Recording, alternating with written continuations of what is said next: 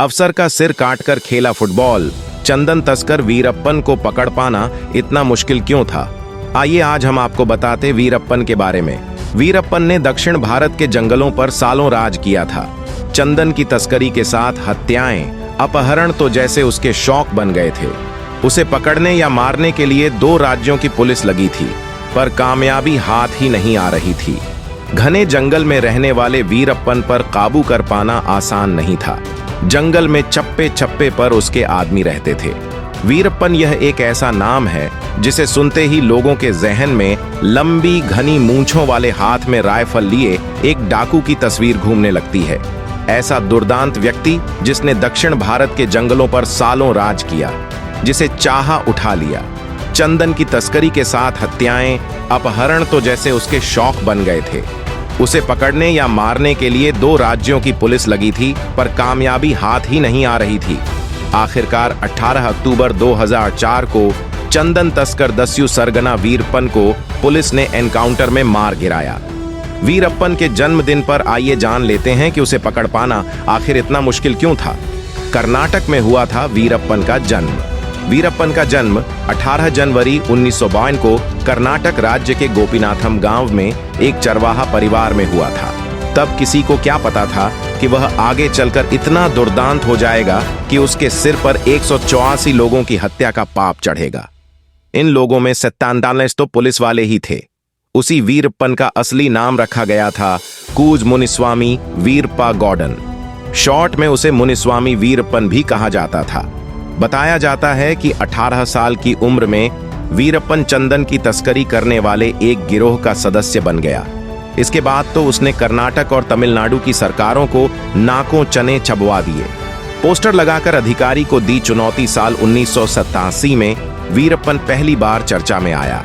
तब उसने वन विभाग के दिगंबर नाम के एक अधिकारी को अगवा किया था।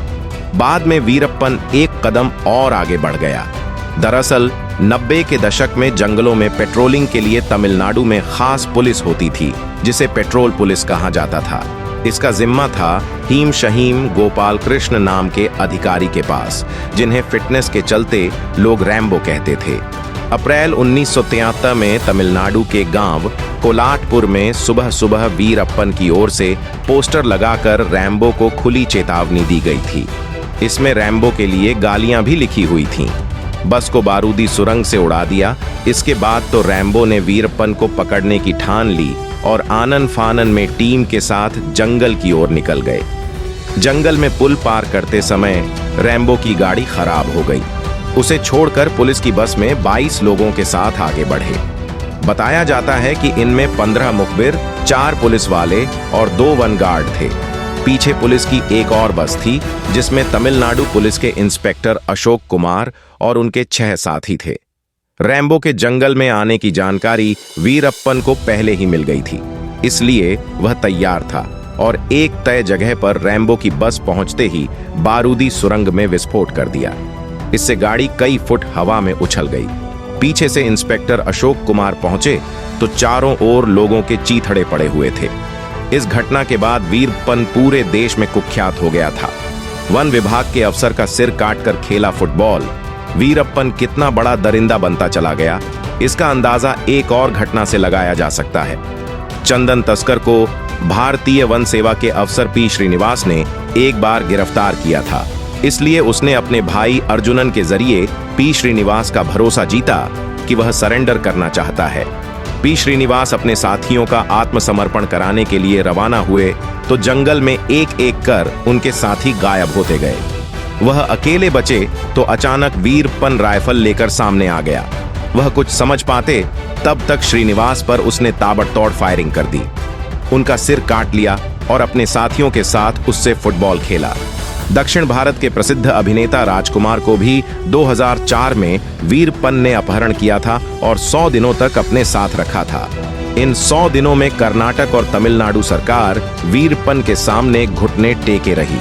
यही नहीं, कई और राज्यों के लिए भी वीरप्पन सिरदर्द बनता जा रहा था।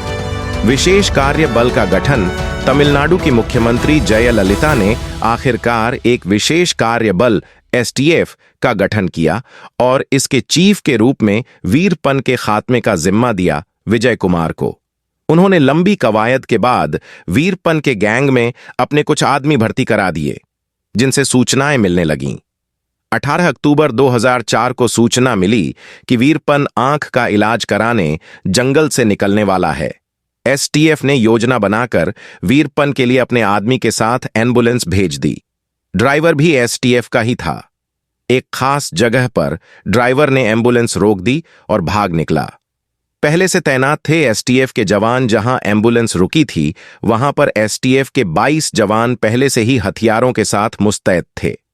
पुलिस ने वीरप्पन को आत्मसमर्पण करने की चेतावनी दी, पर एम्बुलेंस में मौजूद अपने साथियों के साथ वीरप्पन ने मोर्चा संभाल लिया और गोलीबारी शुरू कर दी। वीरप्पन की ताकत को देखते हुए एसटीएफ को AK-47 जैसे हथियार मुहैया कराए गए थे। इसके बावजूद वीरप्पन लगभग 20 मिनट तक एसटीएफ का सामना करता रहा और आखिर में ढेर हो गया।